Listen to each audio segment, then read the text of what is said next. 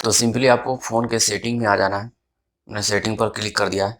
सबसे नीचे है ये सिस्टम जो दिख रहा है, इस पे आपको क्लिक करना है। इस पे क्लिक कर चुके हैं।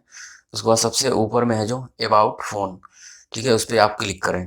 क्लिक किए, उसके बाद ये सबसे नीचे आना है आपको। बिल्ड नंबर जो है, ये बिल्ड नंबर, इस पे आपको क्लिक करना है, ठीक है।